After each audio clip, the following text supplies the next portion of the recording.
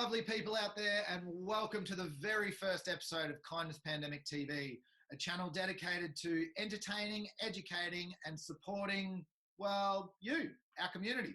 My name's Damien Cole, and with me is founder of Life is the Way, good friend of mine and all-round legend, Mr. Tom Robb. How are you, Tom? Yeah, good, thanks, Dano. Thank you, and thank you so much for the warm welcome, and a big hello to all of you out there. You know, here at Kindness Pandemic TV, we're all about acknowledging the local traditional landowners of this place and worldwide for that matter as well. For us here, that is the Wwwe people, and we're very lucky to have a very special woman, Karina Eccles, here to run us through an acknowledgement of country. So we'll pass it over to her and we'll see you guys all shortly. Over to you, Karina.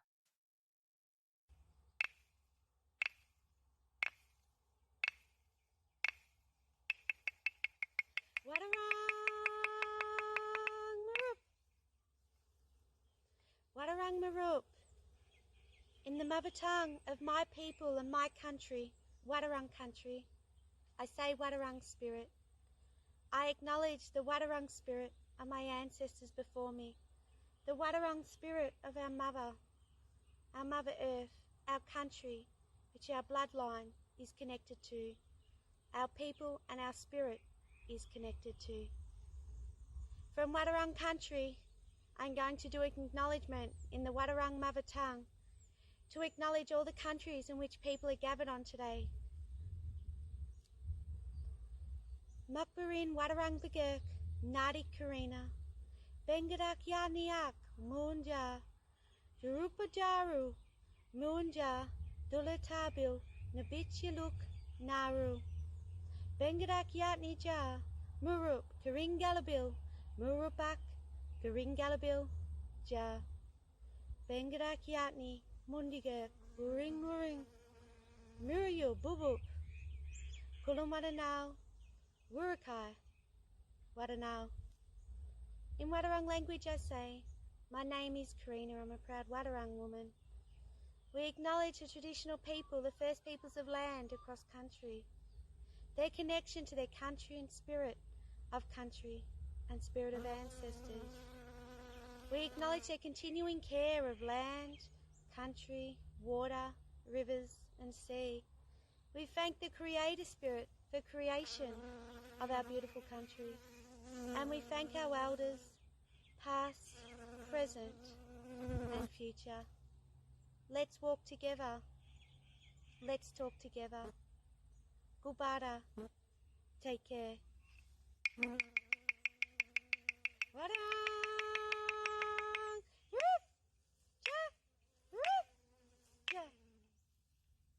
Yatni. Thank you.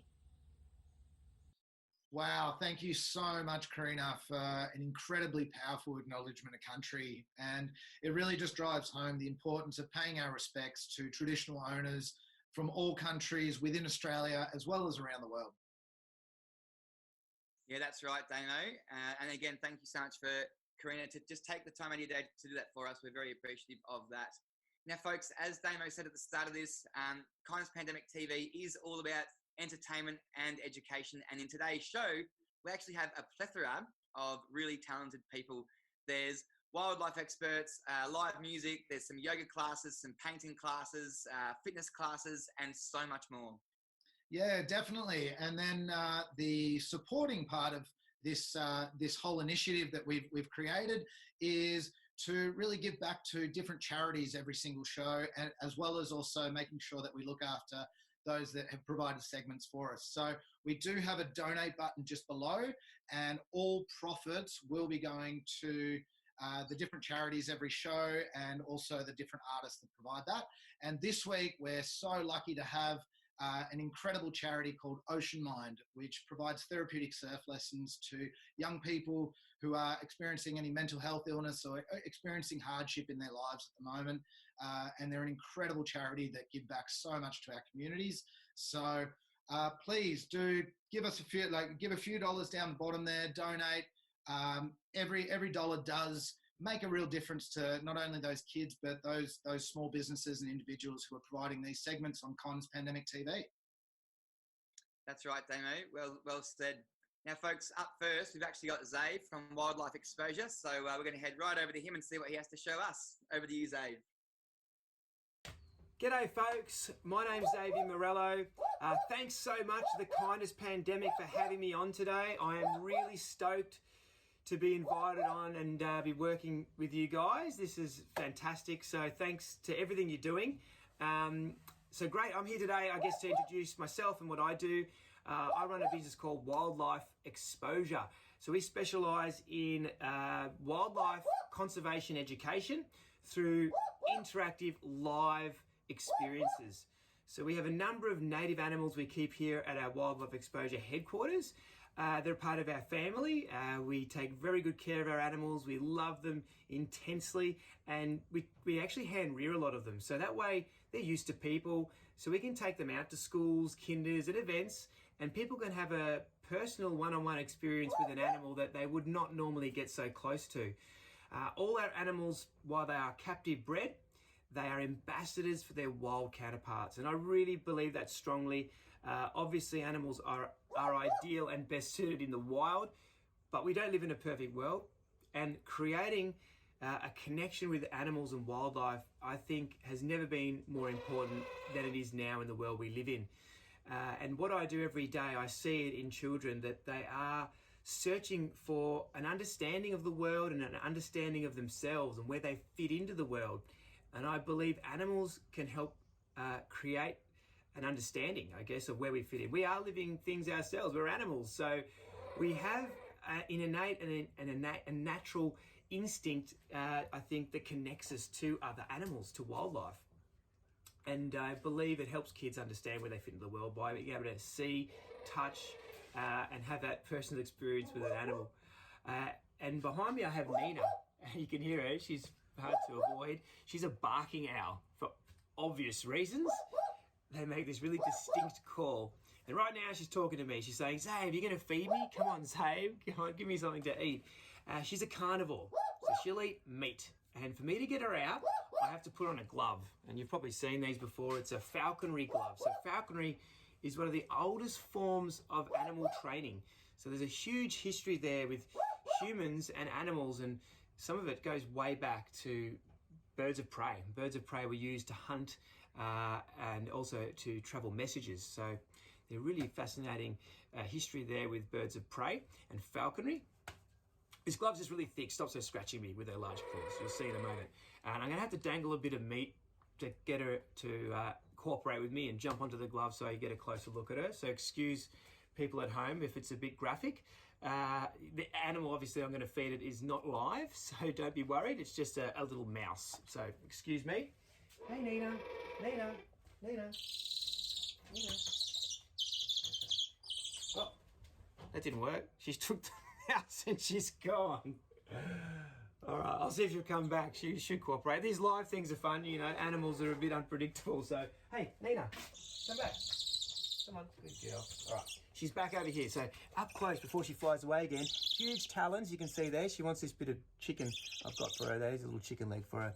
But these talons help them to capture and kill their prey. So they're a really powerful owl. The hawk owl is the type of owl she is, the barking owl. We get two types of owls in Australia. Hawk owls with their large, powerful beaks, and masked owls with their round faces. Now, the barking owl, sadly, in Victoria is listed as critically endangered. So these birds, not many left in the wild. There's believed to be only around 50 breeding pairs left in Victoria. And it's mainly due to habitat loss. So the loss of, viable habitat and nesting sites. So these birds will nest in the hollows of old dead trees. And it can take up to 300 years for a hollow to form. And you can appreciate these owls need quite large hollows. So when those trees are cut down for whatever reason, and often dead trees are not seen as anything useful, whereas they're really important habitat. You know, these hollows create nesting sites for these birds. Also, these birds need a large range to hunt. So by that, they need more space, so they need more habitat. So they are actually more vulnerable to, basically land clearing and those situations. I'll see if she'll come back up. I want to talk about her eyes. Hey, Alba, come up. Oh, Alba's my other owl, Nina. Nina, come up. Come on, girl. Come on. Oh, good girl. So I'll introduce you to Alba another time. But Nina has large eyes, like all owls. Yeah, mate. Sorry. I've got... Oh, hang on, I'll come and let you in. Sorry, guys, doing this live is going to be fun. I've got one of my kids at the door, wants a hand with something. So let me put Nina away. Hang on, Jack, I'm coming, mate. Okay, Nina, you go back in there. You go back in there. Good girl. Sorry, guys, I might have to cut this. Just give me a second. Yeah, come in, mate, come in. Sorry, yeah, I might have to cut it, and if I don't mind, I'll deal with this little scallywag, and I'll come back to you with another animal in a second. Is that cool? Do you want to wave to everybody there quickly, Jack? Wait, say hello. Hello! Yeah, thanks for interrupting. That's great. Okay, speak soon. No worries at all, Zabe. Completely understand, mate. And in the current situation with kids at home, I know you've got all the animals there. You've got your hands full, mate. So let's just hope we can cut back across to you a little bit later in the show. Yeah, that's right, Damo. Thanks very much, Dave. And, you know, in these times, family always comes first. So what I will say is, though, Damo, that barking owl, mate, what a hoot. Oh, Mr. Tom Robb, Am I right? You're gonna make a great father with those dad jokes, mate. Well, listen, as we have been mentioning, we here at Kindness Pandemic TV are all about entertaining, educating, and supporting our community. And as we mentioned, our charity this week is Ocean Mind. Now, Tom, you caught up with the CEO and founder of Ocean Mind, Miss Rachel Parker, a couple of days ago. So we're going to cut straight across and get a little bit more insight as to the workings, the history, and how Ocean Mind is really dealing with the current crisis happening around the world and what proactive measures they're taking. So without further ado, here we go, and we'll cut across. Hey, buddy. Oh, no sound. Got it. Yeah. What's going on? Nothing much. You did it. Just enjoying home life. Yep. How's the weather? Pretty wintry and dreary at the moment. Yeah, man. Same here for my dad. I think I had to shoo away the penguins when I rocked inside, but you get that. Anyway, look, we'll get started. For those of you that don't know, welcome to all our viewers. This is Rachel Parker from Ocean Mind. And Rach, thanks so much for being with us on the show today. This is awesome to have you on board. Could you maybe just start us off with telling us about what Ocean Mind is and just what you do within that company? Yeah, not a problem. So Ocean Mind is a charity that works with young people with mental health issues, social isolation, and disabilities. And what we do is we run 6-week surf therapy programs where we match young people one-to-one with a surf mentor and get them in groups of 10 down at the beach, teaching them to surf, but also teaching them to build up their confidence, to learn those socialization skills, learning how to work as a team, and really just having fun and getting out there and being part of a new community as well. So once our kids have gone through our 6-week program, they've caught their first wave, they've met their mentor and have created some really, really great new friendships, they can still continue being part of the Ocean Mind community by being part of our surf club, which meet at the moment not at the moment, but we used to meet every fortnight. And it gives the young people some long-term support that they often don't get when they go through programs. So that's kind of what we do at Ocean Mind. A lot of fun, a lot of stoke, a lot of surfing with kids, but also a lot of big changes for them as well. Amazing! That sounds so great. And really quickly, can I ask how? Because you started this whole thing. What was the inspiration? Like where were you just like, you know what? I think kids need this in their lives. How did that all come about? Yeah, I guess it's a big, long story, and it starts when I first became a youth worker over 10 years ago. I was working with a lot of young people in the homelessness sector, and they really wouldn't engage with the mental health support services that were out there. And we're always trying to find out what kind of support would they actually sort of really engage with? Would they find beneficial? And when I discovered surfing myself, I was like, this is it. This is the modality that I think will work really, really well for young kids, especially young men, to sort of really engage in sort of engage with the sport of surfing, but also engage in it as a therapeutic tool as well for their mental health. And so I contacted the guys over in the Wave Project in the UK. They've been running surf therapy programs for about 8 years, and I said, hey, I don't have anything quite like this in Australia. Can we give it a go? And they jumped on board, and like Joe, the CEO, was just like, yeah, let's give it a go. And then we piloted the program, the way that they run their program down here in the Surf Coast, and the kids just got so much from it. But it wasn't even just the kids, it was the families and also the mentors, and everybody was getting so much. Drawing board, we tweaked them a little bit, and we keep tweaking them, but yeah, we created Ocean Mind from that. That was about 4 years ago now, and we've just been growing and growing, and you know, the need of the kids has just been growing and growing, which has been fantastic. We love getting out there and getting the kids in the water, and providing as much support as we can. Awesome, mate. That sounds so good. Well done. Thanks. One question I had for you, I mean, it sounds like you guys are making a huge impact in kids' lives, which is fantastic. Have you got any personal stories from anyone that's kind of come back and shared their story with you, or anything like that at all? Oh, there's so many, but I think one that really sticks in my mind all the time, it really encompasses what Ocean Mind's all about, is one of the young boys, I'm just going to call him Joe, just to, you know, keep it anonymous. So he came to the program. He was really shy. He was really withdrawn. He never really, mum say he would stay at home, didn't really have many friends, didn't have friends at school either. Was kind of, you know, would sit by himself, would go inside and play computer games, but would live inside of this computer world and didn't really feel comfortable talking to other young people.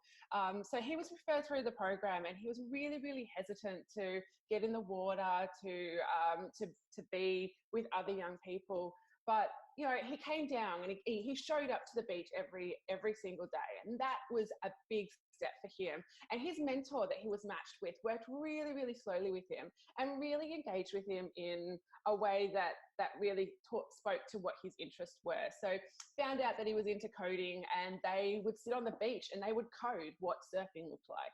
And so in their little computer, in the little computer world, they found out that, you know, what you would have to do to actually surf through coding it in the sand.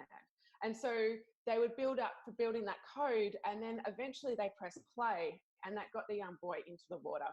And so he slowly built up his confidence going in the water, and then he caught his first wave, and he was just over the moon. Like he, you know, the big smile on his face, he was screaming, he let everyone know. But not only was he so excited, the whole group was excited. We'd all been watching his progress, and the other young people had been watching his progress over the whole 6 weeks. And he got to his feet, and it was just celebrations all round, which was just amazing. You know, it makes your heart full, and, you know, it's the kind of stuff that we do. And you know, he has been involved with us now for a year. He keeps coming back. He's surfing. He teaches other kids to surf and tells them that it's not so scary. And he's, you know, really gentle with them.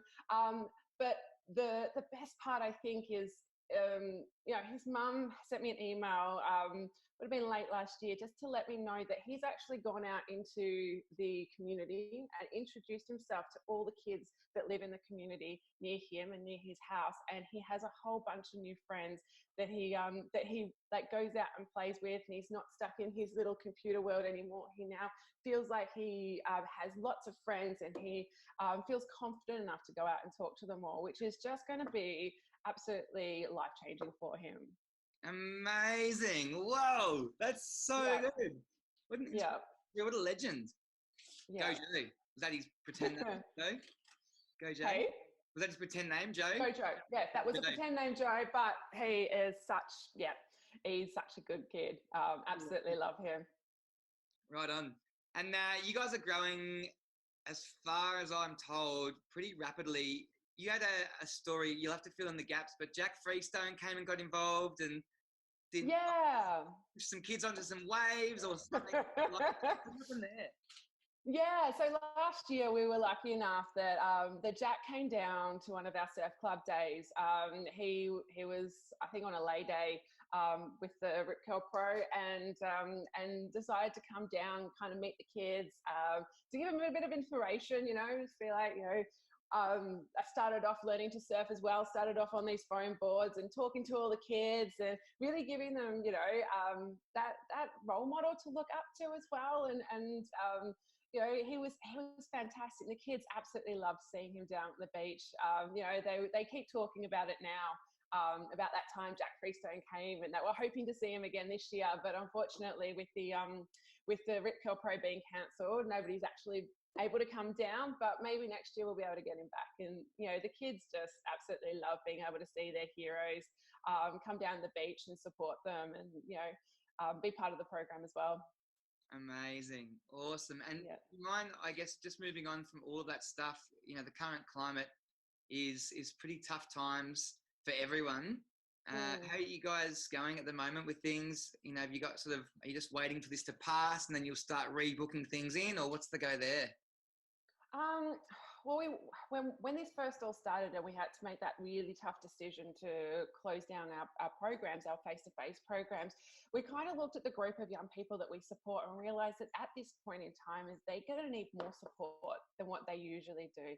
These are a high-risk group of young people that we're supporting down at the beaches, and we can't just stop that support because lots of other support's going to be stopped.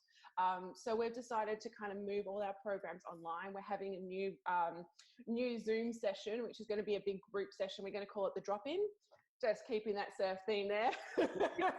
And so we're going to have, this space where kids can come and connect still, and the kids that are part of the surf club can keep coming and connecting with each other. We had some sessions this week where kids were sharing their music abilities, and they were sharing, we made up a dance party. And so it's just about making sure that we connect. We have those mentors connecting as well with the young people, and giving them a space where they can come. It's not school, it's not work or anything like that, but they can learn about surfing. We're going to give them exercises on how they can still keep paddle fit and keep fit for surfing whilst they're at home. And we're going to do lots of different ideas and try and make it real fun and make it real happy. Give them some yoga classes, some meditation, really make sure that their mental health is looked after. But we're also providing an opportunity for them to get one-to-one support as well. So if any of the young people are really struggling, we're able to do some one-to-one sessions with them. It's not counselling as such, it's just that support there and a support worker being there. And if they need additional support, we can connect them up with the right support, either digitally or get in contact with the right services for them. Awesome. Good on you, mate. Yeah. Way to adapt to the times. Yeah, I think everyone's had to really adapt to what's the challenges that we're all facing right now, which is, we can't go out, we can't do what we usually do. And it's a really tough time and tough space for everyone to be in. A lot of people, are losing their jobs, or their jobs are all at home, and that presents its own challenges. I think I was speaking to someone the other day. We're all in our own boats with the struggles and challenges that we have, but we're all in the same sea, and that's globally. We're all in this same, messy ocean, which is a really, I think, an interesting way of putting it, and to see that everyone is going to have some form of struggle globally in this crisis. Yeah, good analogy too. We've almost out of time. Very quickly, Can you just tell us, outside of all of this, the time that we're in right now, once this is all blown over, what does that look like for you when we're kind of back? I don't want to say business as usual, but just back to things being a bit more normal than what they are. I guess as soon as we get a chance to get back on the beach, we want to hit the ground running. We understand and we really know that at the moment it's not possible for us to be connecting together really well face to face. But I think for our mental health, it's going to be really important that as soon as we can, we do. And so Ocean Mind's preparing ourselves for kind of hitting the ground running to do as many programs and get as many young people and as many mentors trained up and people connected and communities developed as quickly as possible, post social isolation. Yeah.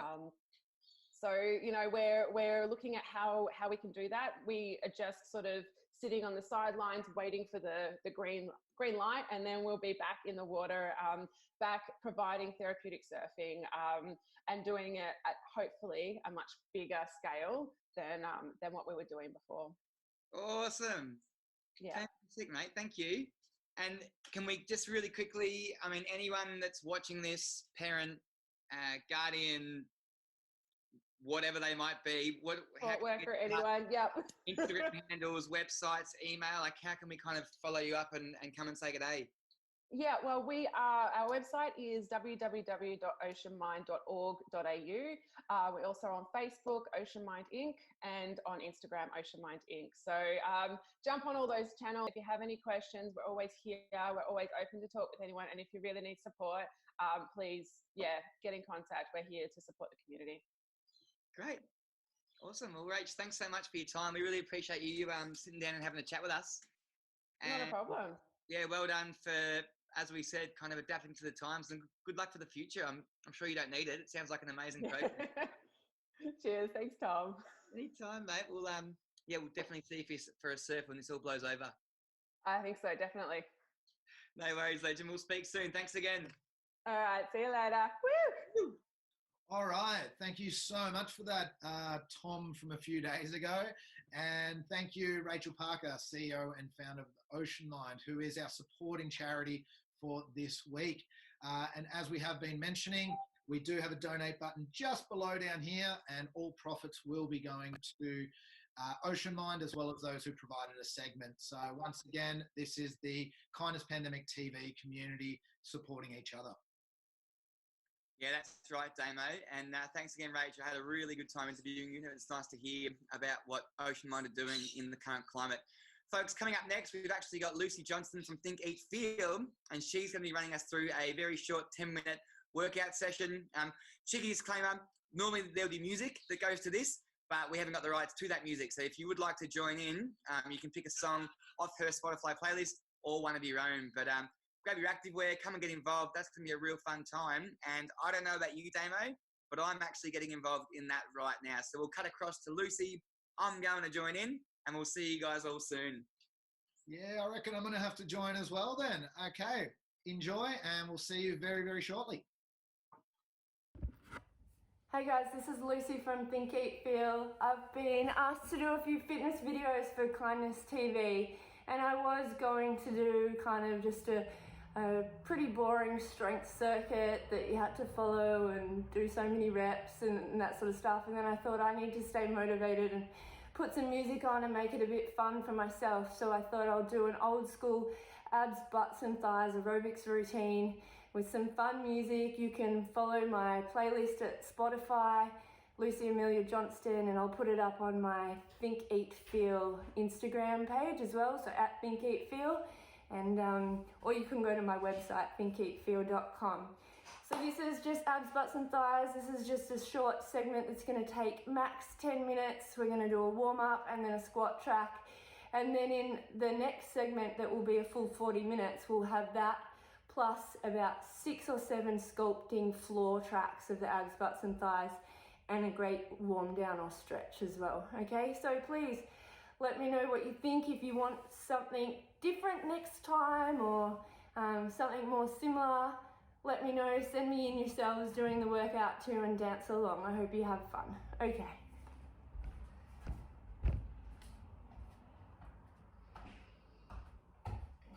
We're just going to start by marching on the spot.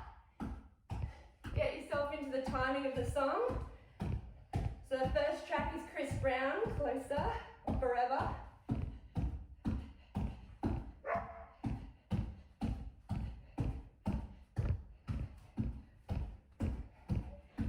Alright, so little side steps.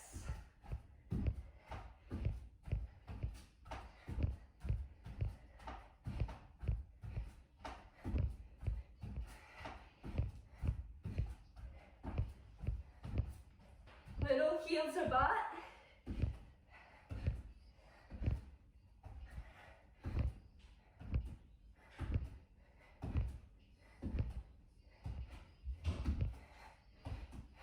Back to side step. 2 across, and 2 back. Back to the heel curl here, 2 across.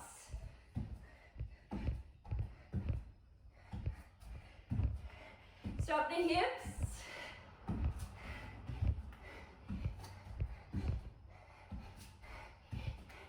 Three heel curls here, hold, 2 more, and travel again. 3 here, 2, travel again.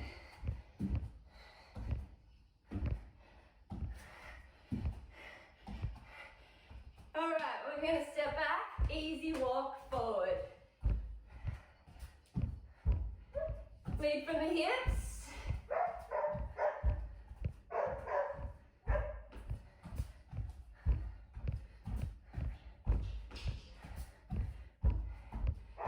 You can add a little knee instead of the step if you like.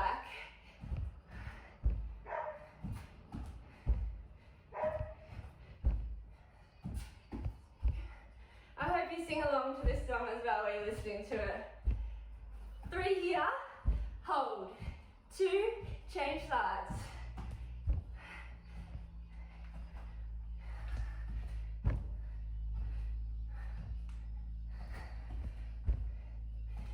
All right, 7 on this side. So drop, 6, 5, 4.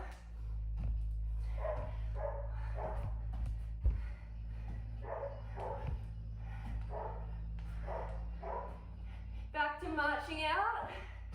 Good.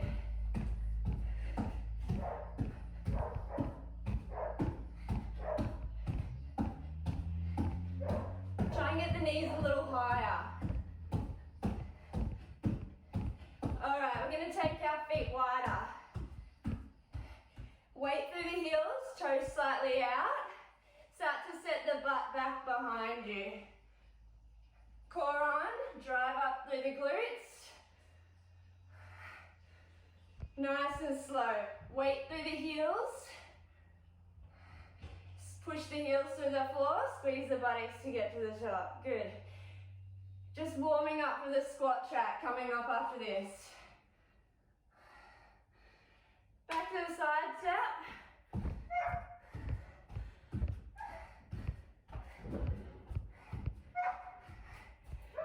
Heel. Alright, you've been to this part before. Travel for 2.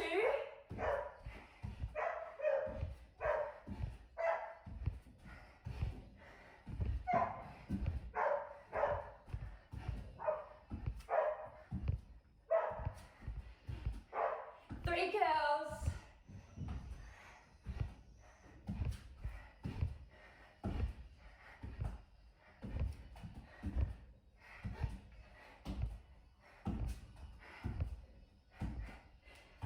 If you want, 3.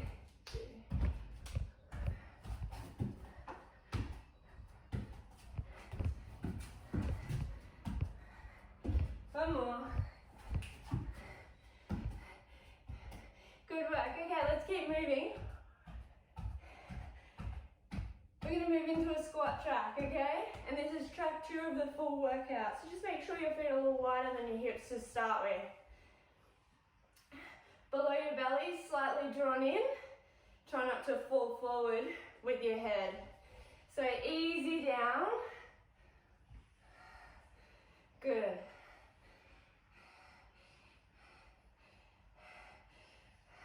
So the song that we're listening here is Be the One by Dua Lipa, okay?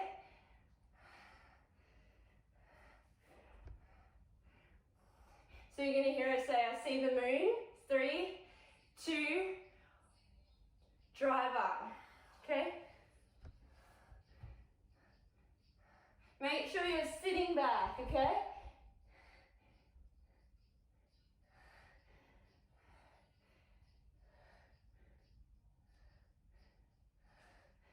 Good. Control.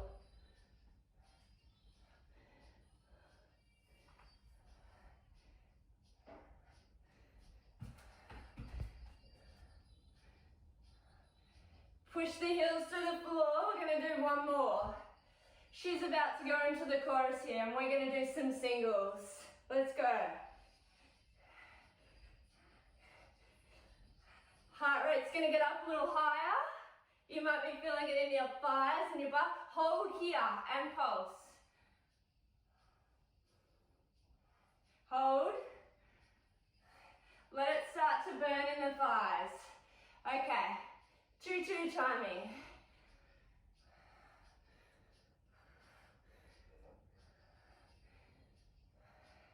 Sorry if you could hear my dog barking before he wants to get involved. So 3, 2, 1. I might let him come and be part of the floor tracks.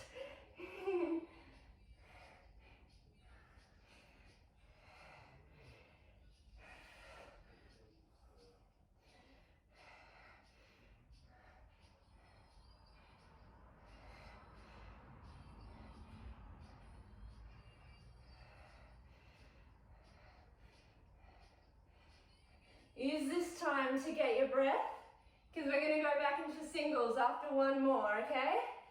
Set the core, weight mainly through the heels, hold at the top, drop down. How many can you do?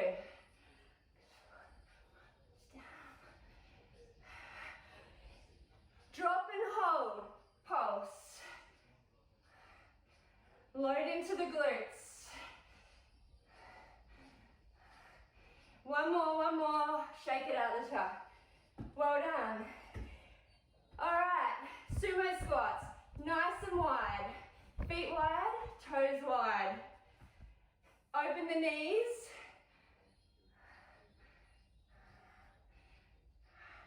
Hold up.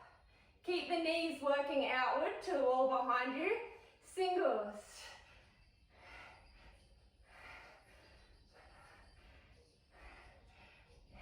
Are you feeling it in the thighs and your butt? Hold at the bottom. Pulse. Hold. Good work, guys. Extra burn at the end. Hold. Upright.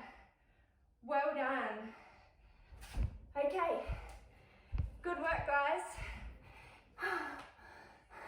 That's the first 2 tracks of an abs, butts and thighs workout. The rest is actually on the floor and you get a nice stretch at the end.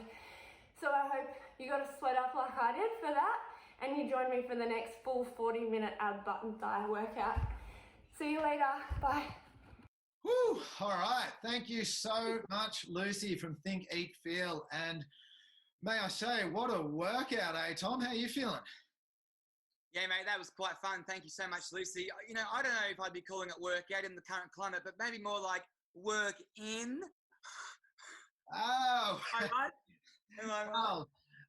Well, there you go, viewers. There is another one of Tom Rob's famous puns. Thank you so much for that, mate.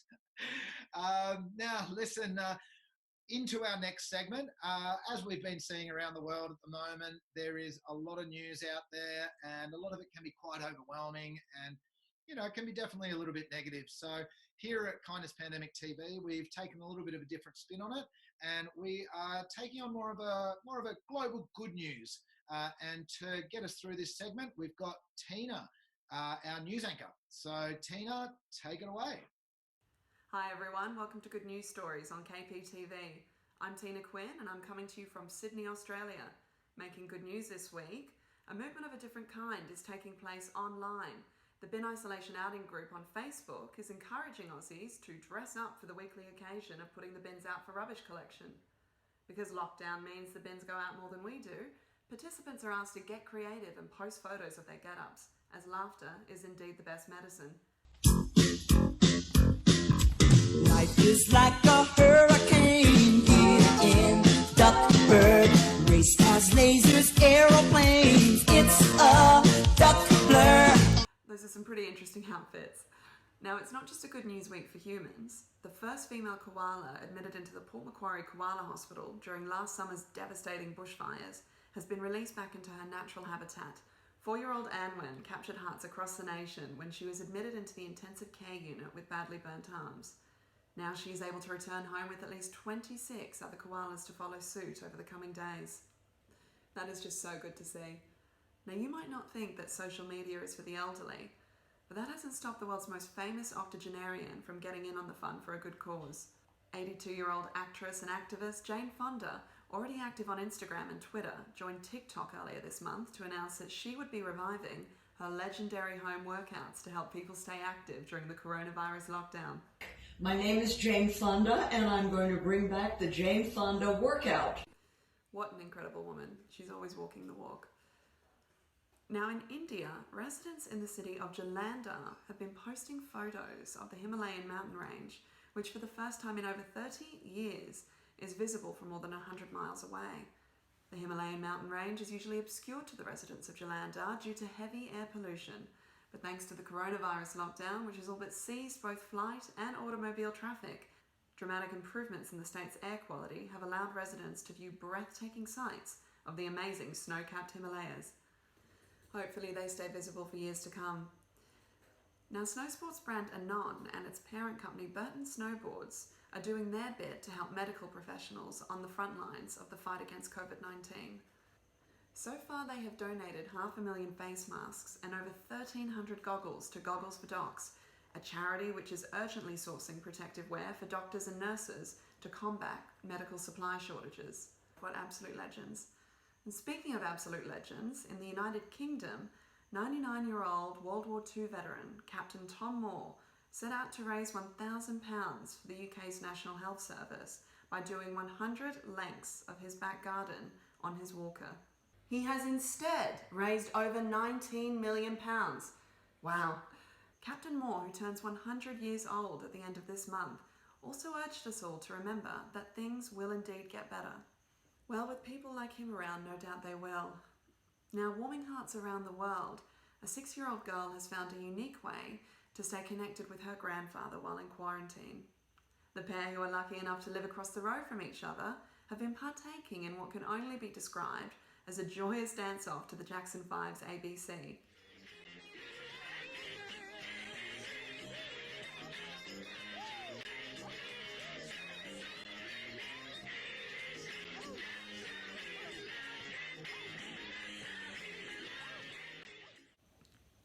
That is just too cute. Well, thanks for joining me in some good news this week. It's back over to you, Tom and Damo. Thanks so much, Tina, and some incredible pieces of good news there. Particularly I just love that segment about the 99-year-old war veteran, and for me, it's really true testament to the power of community in a time when we do need it most. Yeah, that's right, Damo. It's been a trying time for a lot of people, and especially musicians. It's really nice to see that in this current climate, a lot of them have jumped online to share their skills and talents, and some have even jumped onto online music festivals and things like that, which is fantastic. Which brings us to our next segment. We've got Daniel Aaron coming up. He's a very talented musician, as you'll see very shortly. And as we did mention at the very beginning, we have a link below where if you have gotten some value out of this, it's made you smile or you've learned a thing or two, all of our donations do get split between those musicians and Ocean Mind, which is the charity that we've chosen this week. So if you've enjoyed it, chuck us a couple of bucks. It goes a long way. And without further ado, here is Daniel Aaron.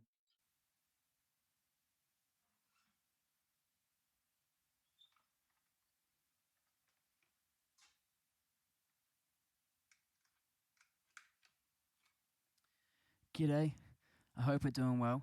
My name is Daniel Aaron. Thank you to the Kindness Pandemic for having me on this little segment. I'm going to be playing one of my songs called Running Backwards for you.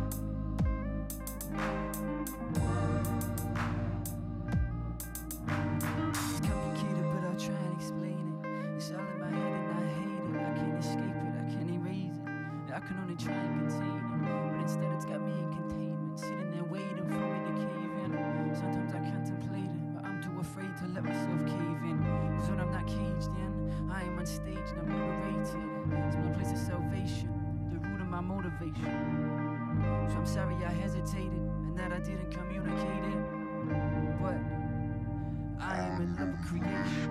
I feel your energy, I see your empathy. It means so much to me. What is it meant to be? Is it enough for me to feel incomplete out of your company where I can rest in peace? But I can only rest in pieces of peace, because it means more than I could ever believe. And I know that you see that I do feel the heat, and I hope that you know that I do feel your grief. I feel love would be to become enemy, so just know my antidote is our memories. And I hope that you'll always be the friend I need, because I know that you'll always have a friend in me. I don't wanna be the one to change you, I just wanna be the one to save you. I just want you to be you and not have to be who I want you to be to see us.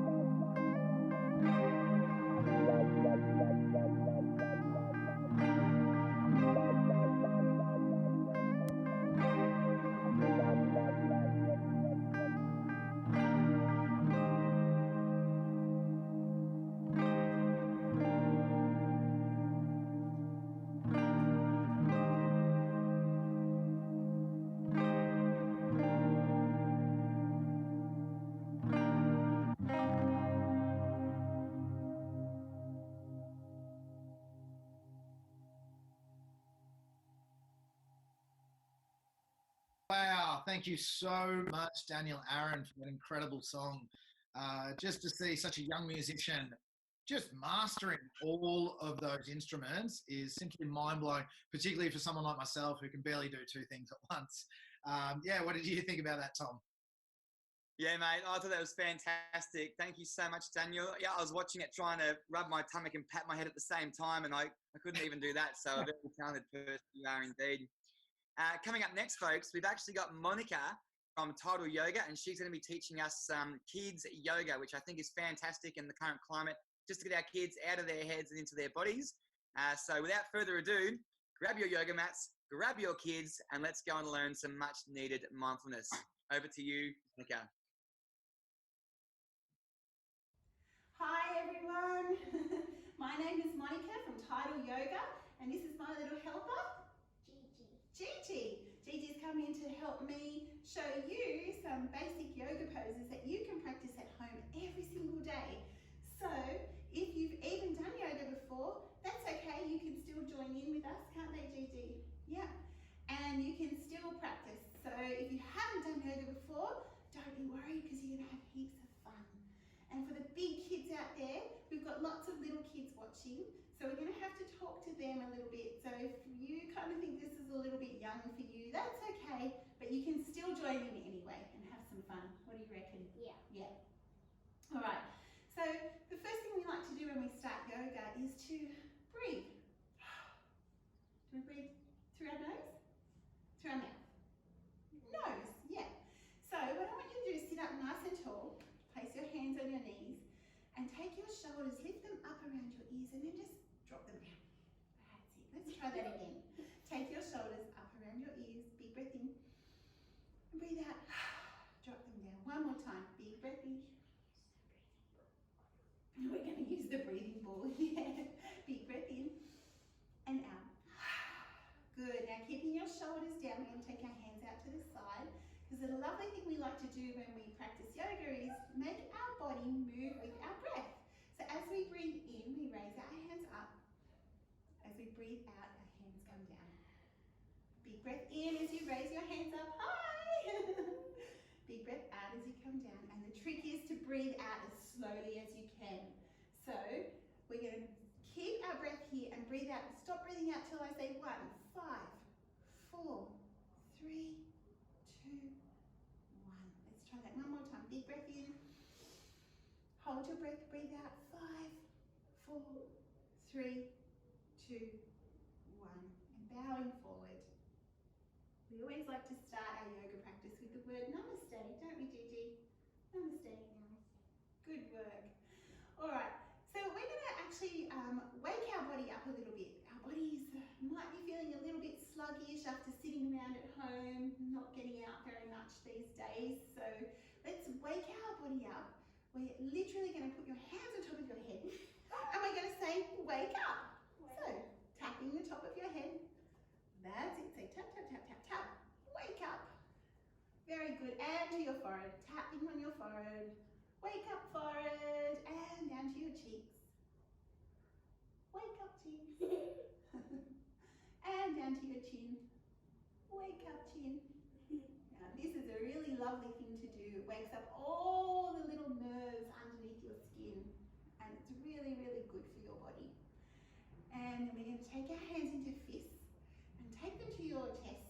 Just like a monkey, take a big breath in.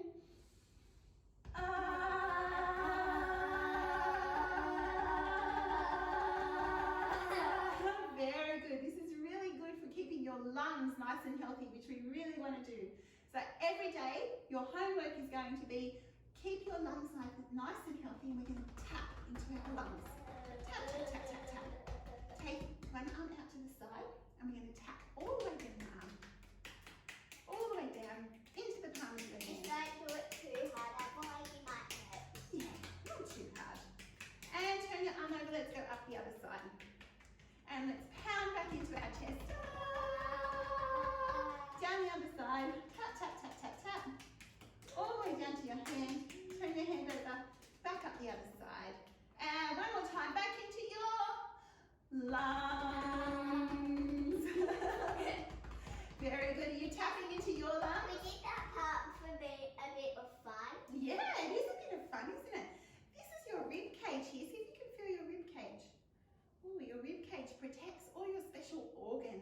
your body. So we're going to give our organs a little bit of a wake up too today. So take your hands to one side and just pound, pound, pound, other side, and into our back. Very good. Take your legs out front. Very good. Actually, just stretch your feet out. My feet are a little bit dirty, as we can see. Sorry, Gigi. Why are my feet dirty today? Because she's been in the garden with bare feet. All right, so take your hands up. Big breath out. Coming all the way down to your toes. Big breath in. Big breath out. One more. Big breath in. This time, let your hands fall. Now they might only come to your knees, they might come to your, just your legs or your ankles. If they come to your toes, that's great. It doesn't matter where they go. But now you're going to let your head fall all the way down. All the way down, just like Gigi. Good job. Stay here, take 2 breaths. Big breath in and out. Close your eyes, big breath in and out. And come all the way back up. All right, bend one leg. And we're going to pick up your foot. Okay, and you're going to tap into the bottom of your foot. So wake up, foot. Wake up, foot. Very good. And then pick your foot up. Pick up your knee. Pick it up like a little baby. And rock your baby. Good work. That's it. Warming up your hips. Very good. Maybe you want to smell your feet. And stretch that leg out. Let's do the other leg. Pick up your foot, tap into the bottom of your foot and say, wake up, foot. Wake up, foot. Nice little tap, tap, tap. That's it. And place your hand under your foot and the other one under your knee and rock your baby. Good job. Maybe big circles. Nice. Maybe the other way. And smell your baby. Ooh. Very good. Taking your legs out.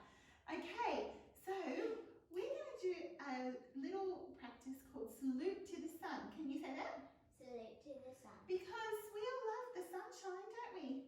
And we know sunshine is really good for keeping disease away too. When it gets a bit too hot, fires can start. You have to, what? Slip, slop, slap, don't you?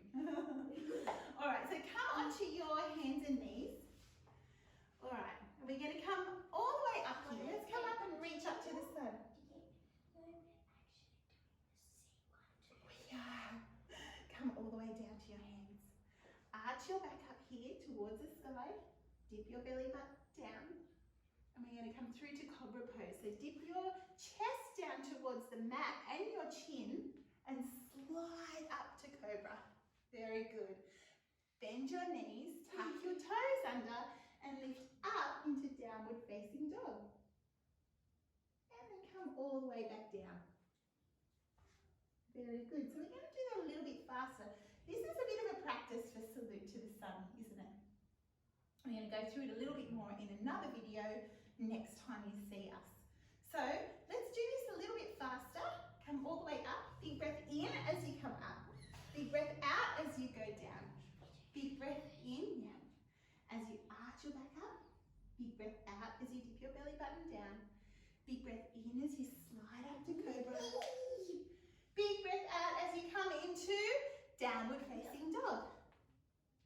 And then all the way down to mouse. Very good. Let's do that one more time. I'm going to let you do this with Gigi while I watch Gigi, and I'm going to watch you as well. So, come all the way down to mouse. Let's come all the way up. Take a big breath in. All the way up, arms all the way up. Beautiful, Gigi. Come down to your hands and knees and breathe out. Big breath in as you look up. Big breath out as you come to cat. Very good. Tuck your toes under. Come up. Oh no, snake pose. I nearly forgot. Come all the way up to snake. And downward facing dog. You're doing a great job. Beautiful work. And down to mouse. Oh, how's your body feeling? Shall we do this another couple of times? Okay, ready? Let's go. Big breath in, come up and down. Let's go to cow, cat, cobra,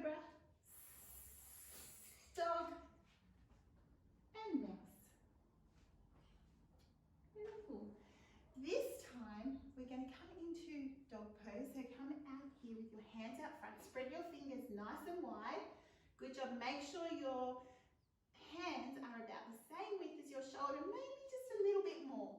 Tuck your toes and lift up into downward facing puppy. And this is where it gets fun. Yeah. What do dogs like to do when they go for a walk? What do they do when they find a tree? Can you show me? Ready? We're going to do our three-legged dog. Lift up into downward facing dog. Lift up your leg as if you found a tree. Good job. And all the way down. Let's do the other leg. Good work. Come all the way down. Bend your knees and walk, walk, walk, walk, walk your hands all the way to your feet. And let's bend your knees just a little bit and come all the way up. Talking of trees, shall we do tree pose? Yeah. Yes, Gigi is really good at tree pose, so I'm going to get her to show you. If it's a bit hard, you could hold on to something. Yes. So it can't be on your knee.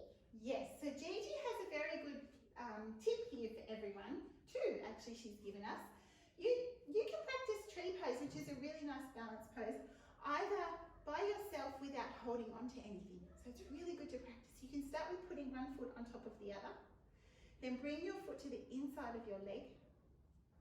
And if you feel really balanced here, you could take your arms up, or you could bring them down to here. So you could start like that, or Yeah. off like that. Yeah. Now Gigi mentioned we probably should never put our foot here on the inside of our knee because we could hurt our knee. So just leave it below here, or if you're really clever and you're one of the bigger kids, you can take it all the way up here. If you need some help, you can practice it on a wall. Yeah, like Or you could do it on that. you can practice with a friend. So you could like hold on to someone, and then you could, Can I hold my hand? and then you could do We like. can practice together. Good work. All right, so now that we've done tree on one side, we always have to do On the other the other side. So let's practice tree. Start on your foot. I had the wobbles in too. And bring your foot to the inside of your leg. If you're feeling really balanced here, you can balance with a friend. You can take your arm up. Or if you want to take your leg all the way up to the inside of your leg, you can do that too. Good job. So you've just done a beautiful balance pose. So take a big breath in. Give your body a little shake. Then take our legs out nice and wide. Come all the way back to sitting, but we're going to do a squat. So taking your legs out wide, take your feet out a little bit. You're going to bend your knees. Bring your elbows to the inside of your knees here. That's it, Gigi. Good job. Yeah, it's a good practice, this one, isn't it? That's it. Another exercise there, which is probably not Come all the way to sitting. isn't there? So we're going to finish up now because I think we're almost out of time. But we'll be back for some more yoga in a few more days. But before we finish, I always like to finish my yoga with a bit of a relaxation. So Gigi, I'm going to get you to lie down on your back. So this is what I would like you to do now. Then I leave you. Put some nice music on maybe. Come to lying on your back. Take your arms out to the side. Let your feet go floppy. And a bit like uncooked spaghetti. So when spaghetti is cooked and you bend it, it snaps. We don't want to be like that, do we? We want to be a bit like cooked spaghetti. So I'm going to just check that Gigi is a bit like cooked spaghetti. Yep. Yep, she is. So let your whole body go like cooked spaghetti. Close your eyes and just listen to the sounds around you and practice your belly breath. So breathing into your belly, you're going to take a big breath. I know what I hear. Your little brother. Yeah. And breath out. Big breath into your belly. And big breath out. And again, big breath into your belly. And big breath out. And think of all the things you're grateful for. And when you finish laying on your back and thought of all the things you're grateful for, maybe you can sit up and draw a picture and show mum or dad all the things you're grateful for. So to finish off, I'm going to get you to sit up, Gigi. Bring your hands together. And we'd like to say thank you to the Kindness Pandemic TV or YouTube channel for allowing us to share our yoga with you today. Oh, well, Gigi wants to wave to all of the kids out there, don't you, Gigi? So she just asked me if she could wave, so we're going to send you all a big wave. Hi! Bye. And we'd love you to go off and practice your yoga, wouldn't we, Gigi, like she does every single day. Namaste. Namaste. Have fun, everyone. Bye. One. Awesome. Thank you so much, Monica from Untitled Yoga. And what an incredible little segment there for not only the little kids, but the big ones. Very, very important, obviously, with the current climate again, to be just keeping very mindful and physically and mentally healthy. So thanks again, Monica. Yeah, right on, Damo. Well said. And speaking of being mindful and physically and mentally healthy, we've actually got a dear friend of both of ours, Chantel, coming up next. And she's going to be teaching us some drawing. She has got a segment next week. So this is just an introductory class on the materials that you will need next week. But, you know, I'm not a great drawer. I'm going to own that one. I could use some practice. So I'm going to jump on and watch that for sure. But do tune in. And if you are into this kind of stuff, then definitely tune in next week as well for her segment there. So without further ado, over to you, Chantel. All right. Hi, guys. Thanks for the handover. My name is Chantel, but call me Shan or Shani. It's a pleasure to be on the show, and I really want to say thank you to Kindness Pandemic for having me. I feel honoured and privileged to be a part of a bigger, wider idea and community, so happy to be here. So I will be running the mandala class next week. I am looking forward to it. I think it's going to be awesome, and I thought it'd be a good idea to run you through some equipment and some materials that you will need for the class, just so we're kind of prepared a little bit. First of all, I want to make sure that everybody has a grey lead pencil. These are super handy and you won't get by without one, in fact. Second thing is I definitely recommend some paint brushes, maybe just 2 or 3 different sizes. Small, medium and large are always good. You don't need them, but I recommend some watercolors, some really basic watercolors. They come in handy when you're drawing a background for a beautiful mandala. If you don't have any yet and you want to buy some, these cool little ones that come in pods, watercolor pods, are really amazing. They're awesome. And they come with a cute little lid like so, which you can actually turn into a mixing palette. But don't worry, not to worry if you don't have them. You can use one of these little recyclable lids as a mixing palette for your colors. If you don't have that, you can use pretty much anything that you have around the house, like even a plate or any plastic container, cup, and so on. What else do we need? We need, if you can find a protractor and a compass, these 2 little babies, these come in handy when you're creating an ultra awesome mandala design.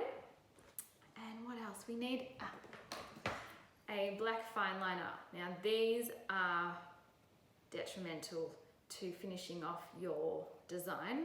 They come in handy, definitely. You can also use acrylic paints. I would recommend Matisse. It's a really good brand. It's up to you. You don't need them, once again. And the idea is, I guess, to make do with any materials and equipment that you do have around the house. And don't be deterred, don't worry if you don't have any of these, because we will find another option for you. I'll find something else for you to use that you can find around the house. Highly recommend as well a sketchbook. A3 is the best size, but if you have A4 or even just some plain paper would be great as well. Watercolor paper, even better. Oh, here we go, we've got a little friend. This is my cat Zuri, she might join us as well. And here are a couple of designs that you will get to try out next week. So this one's a plain black and white ink kind of design. Here's one where I experimented with color pencils, so that's also effective. You can use anything, textures even, create a really cool effect. I'm going to teach you how to create awesome watercolor backgrounds, and then how to transfer your mandala design onto them, which is awesome. Even just a pencil design is quite effective as well. Here's one of my students' unfinished products, but a mixed media. So this one has watercolor and pencil, but as you can see, there's lots of versatility and lots of creativity skills that come up with all sorts of different designs. So in the meantime, I hope you guys can kind of get yourselves prepared and excited for the upcoming class, and I look forward to seeing you soon. Until then, take care. See ya. Alrighty, thank you so much, Chantel, for that. I know that I definitely need to work on my drawing skills, so I'll be in the longer section next week. I love the fact that whilst we can jump online and buy a bunch of different materials, that we can also just with what we have at our house. So you'll catch me with my Zoom crown, and I can't wait for that. Damo, mate, what have we got coming up next? Oh, well, we've just had contact from Xavier from Wildlife Exposure again, and I think he's done feeding his little scallywag, his gorgeous little son, and he's going to continue his segment with the barking owls, and he's also got, I think, another little surprise for us to show the viewers. So please sit back and enjoy this next segment with Xavier from Wildlife Exposure. G'day guys, I'm back. Sorry about that. Where was I? I had Nina. Let me get her back out again. One moment, please. Nina, come on, girl. Come on, girl. All right, now if I remember correctly, I was talking about her eyes. Now, these owls have large eyes to help them track their prey, of course, see in the dark, and they have the ability to move their neck because their eyes are so large, they don't have any muscles in their eye socket to move their eye, and that's all birds of prey. So they're unable to move their eyes, so they compensate by moving their head. So she can swivel her head 180 that way and 180 the other to help track her prey. So they've got pretty much 360 degrees, so they're able to see all around them. Beautifully adapted to track small animals at night or even during the day. So I don't know if I mentioned, but this owl is also partly diurnal. So diurnal meaning they can be active during the day as well as at night. Predominantly she is nocturnal. She's having to fly around. So meaning she comes out at night. I love that noise she makes. That's her chattery kind of feed me call. Once she's on the glove, she makes that noise a lot more often. Now, we do have these little Jessies, they're called, on her ankles, and they're there just so when we do go out, we can secure her, so she's not going to fly away from me and I'm going to lose her. But generally, she has been trained to sit in the glove, as you can see. She's quite well behaved, and she's very relaxed around people. You see, give her a little scratch. Sometimes she doesn't mind a little scratch in the head. Look at that. She loves it. She loves it. Nina. Hey, they're very affectionate owls, the barking owls. I have other owls I might introduce you to on another episode, whereas they're not very touchy-feely. They don't like me touching them, but they will sit on the glove and we can have a good look at one, but not the bark. The barking owl loves a pat and a scratch. Look at her. Hey, good kitty. Look at her scratching her head. Oh, such a sweetie, isn't she? Look at that. Hey? Okay. I'll pop her away and I'll introduce you to another animal that I did have here that I want to talk about. So, all right, I'll give her a chicken as a treat. Here we go. All right, here we go. This little chicken she gets. There you go. Good girl. Off you go. And we're talking about hollows in forests and how important they are. So I thought I'd talk about another animal that is a threatened species here in Victoria, again due to habitat loss. And it is around issues to do with their nesting sites. So just excuse me one moment, I'll have to just jump over to the next aviary to get out this little possum I'd like to show you. So this is a possum known as a squirrel glider. We get sugar gliders where I'm living here in Torquay and through Victoria, but the squirrel glider is pretty much the same looking possum, but just a little bit bigger, and they're found more in the northeastern parts of Victoria, so not here in the southern parts. So excuse me a second, I'm just going to jump over to the next aviary and grab out my little friend Luna. So excuse me.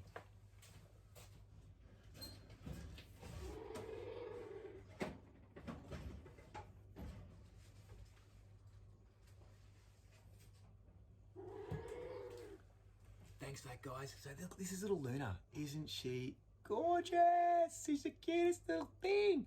And these little possums are gliders. So they're able to glide up to 100 meters. I mean, you look at this gorgeous little fragile looking creature gliding 100 meters through the air. So not flying, but gliding. It's like falling with style. I used to be told by someone I work with, I thought it was a little great analogy, but yeah, they jump out of a tree, stretching out their arms.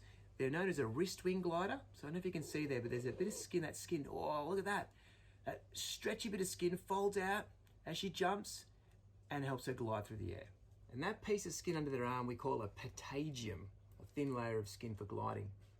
Now she's going to actually jump onto the shelf just here, right over the camera. You might get a really cool example of that skin membrane opening up. Their tails are big and fluffy. That's why they do call this species a squirrel glider.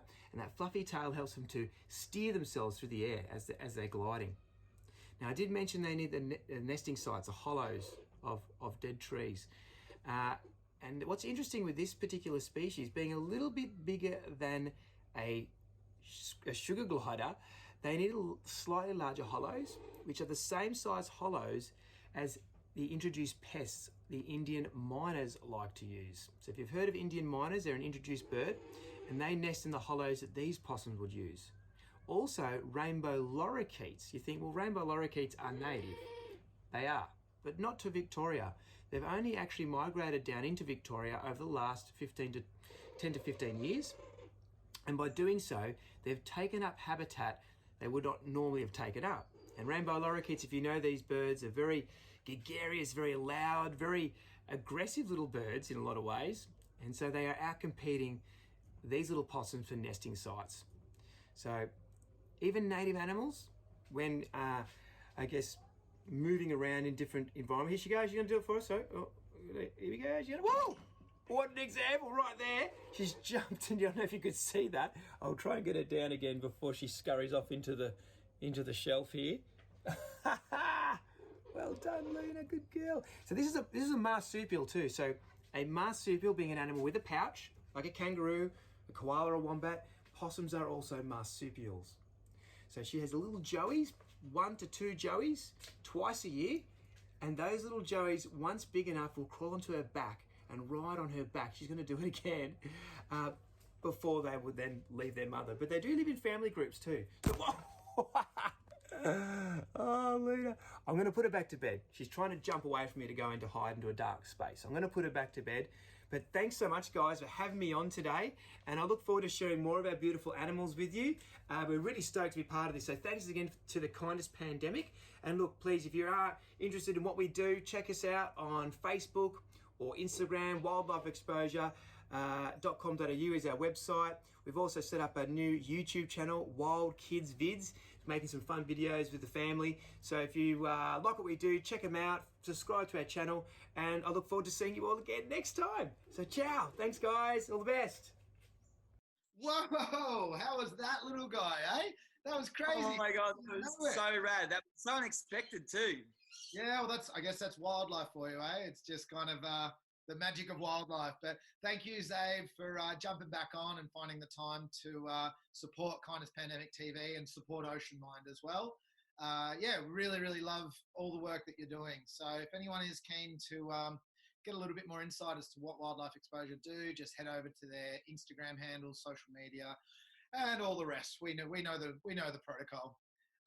So Tom, what do we got up next?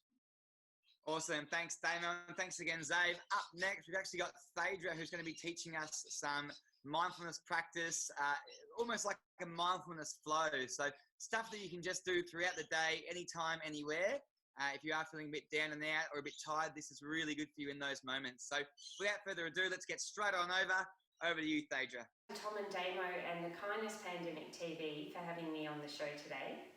My name's Phaedra, and I'm going to guide you through a 5-minute yoga and meditative movement practice to support you to connect with the earth, to get grounded, to connect with your body and how you're feeling in this moment, and to shift your mood, to get things moving a little bit. So just noticing in the beginning how you're feeling, and we're going to draw our attention down to the soles of our feet. So wherever you're standing, just lift your toes and start to move those toes back down to the surface. Begin to shift your weight gently towards the balls and the heels of the feet. And start to move from side to side. So we're finding out where our foundation is. And you'll notice at some point that it feels really stable and alive. So when you're at that point, just pause. There'll still be some movement. Give your hands and arms a shake. Beautiful. And then start to draw your attention from those stable feet grounding into the earth through the midline of the body. So you can imagine you're like a tree and the feet are your roots and they're really drawing down into the earth. And your body is like the trunk and you're rising up and your arms can reach up now and extend up to the sky, twinkling your fingers. Beautiful. So you've got this connection with the earth and this connection with the sky and the connection through the centre of the body. Beautiful. And then we're going to fold down, bending the knees, placing the hands to the thighs. We're going to move like a wave, lengthening the front body and then curling in through the pubic bone and the chin, arcing the back body. Few movements like that. There's no strain, we're just moving gently. Knees are a little soft. And then we're rolling up slowly, reaching the arms out wide, and they could come forward if that's more comfortable for you, or up. Again, extend from the soles of the feet right up through to the fingertips. Lower the hands down. Step back with this right leg. Use a chair for support if you need to. Bend both knees, reaching the arms forward. Imagine you're reaching out to grab your friend's hands. Bringing this right arm out. Expanding now from the chest to the fingertips, the chest to the back of the hands. Beautiful. Bring the palms together as you start to rotate forward. Feet are out wide, sinking down through the hips, shifting a little from side to side. Let's bring the arms out wide here, twinkling the fingers and feeling into our fingertips, keeping connected with the soles of the feet. We'll rotate around to the right, both knees bent, palms up, extending from the middle of the back to the fingertips. Once you're stable, you can reach this left arm out.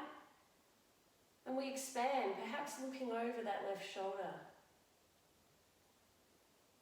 Beautiful. Coming back to this wide-legged stance. Turning both toes in, knees are soft, hands to the thighs, gazing up. And then folding down just to where you start to feel a stretch. Either retaining the hands on the thighs or you could hold on to the elbows.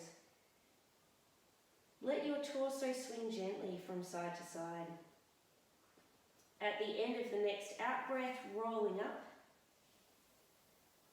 Slowly. Bringing your feet in. Taking a breath out. Shaking the body. Slowing that down. Feeling the feet into the earth, weight shifts towards the left leg, palms together. Steady your eyes. When you're focusing your eyes, your mind starts to steady, the eyes being like an extension of the brain. You can bring that right heel into the inner calf, and for those of you who feel steady and supported, bring that foot up either above or below the knee. Taking a few moments here, steadying our eyes. Perhaps reaching the arms out and coming back down with the hands, shifting the weight to the other leg. Eyes are steady. You can keep the heel there or bring it up.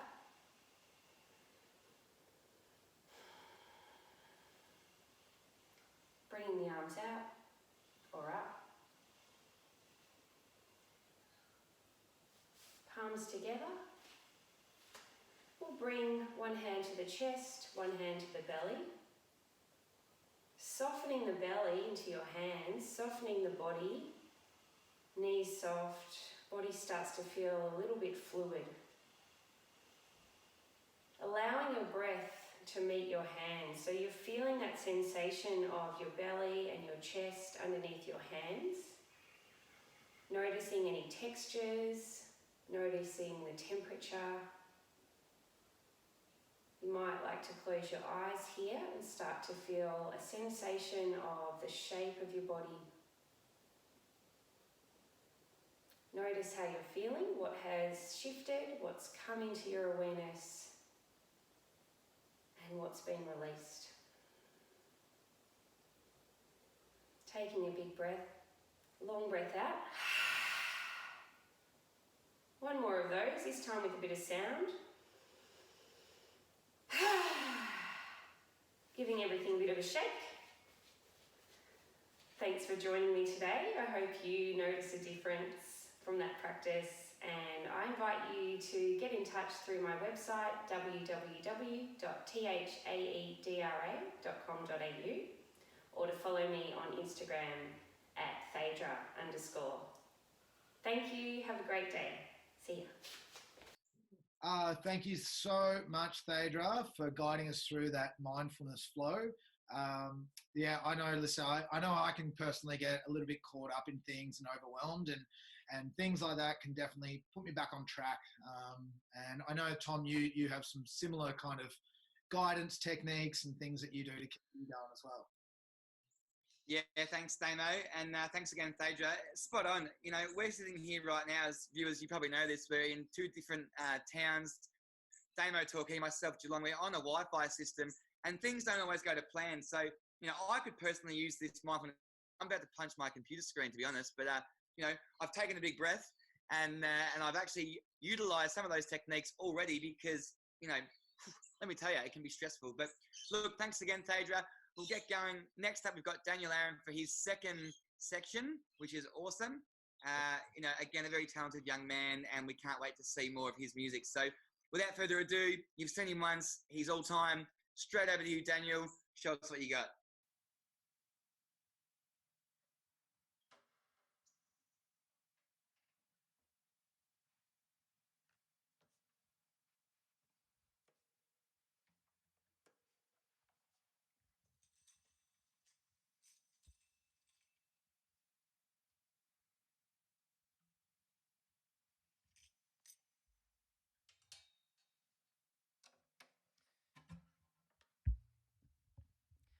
All right.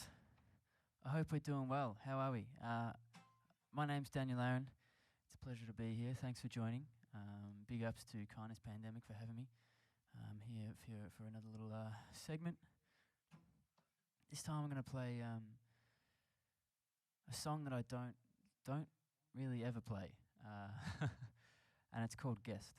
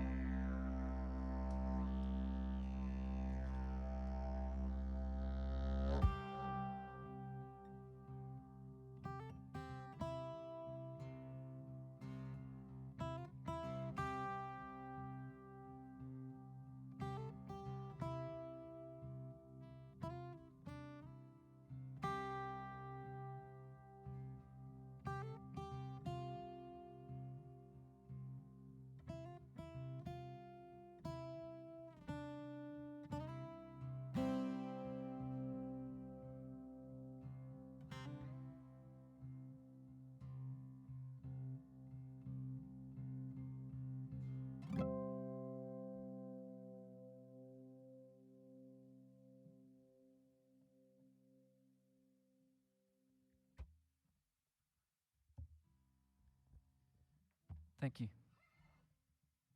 Thanks so much. Thanks for hanging out. I hope you've all been doing well in this crazy time. Stay safe. Take it easy. My name's Daniel Aaron. You can catch me on all the socials if you like. And big ups to Kindness Pandemic for having me. Cheers. Mr. Daniel Aaron, once again proving that what an incredible musician he is.